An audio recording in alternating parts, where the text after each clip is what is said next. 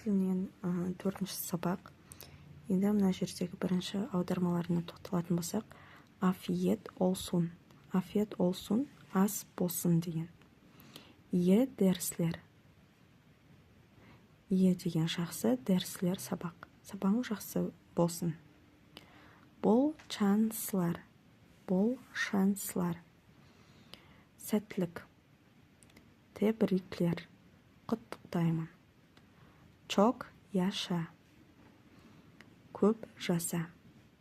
Lütfen. Өтінемін. Özür dilerim. Кешірім сұраймын.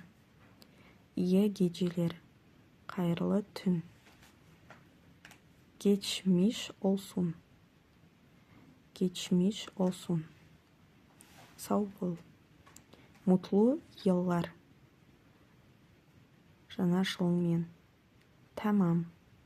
Жақсы. İyi yolculuklar. Жолың болсын. Енді соны мына жерге қойып шығу керек. Мысалы, İyi yolculuklar бұл мынаған келеді 6. Tamam. Жақсы деген сияқты. Окей деген сияқты. Mutlu yıllar. Құттықтап тұрғанда алуға болады. Mutlu yıllar. Немесе мынау, жаңа жылыңмен деп. Geçmiş olsun. Сау бол деген, мына 11. İyi geceler. Қайырлы түн. Мына 2-ге келеді. Özür dilerim. Кешірім сұраймын. Мынау келеді. 12. Lütfen. Өтінемін. 10 келеді.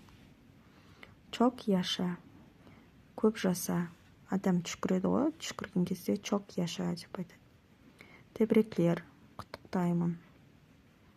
Құттықтаймын деп мынағандай айтуға болады, мынағандай айтуға болады, мынағандай айтуға болады. Бұл шанслар, сәттілік. Студентке.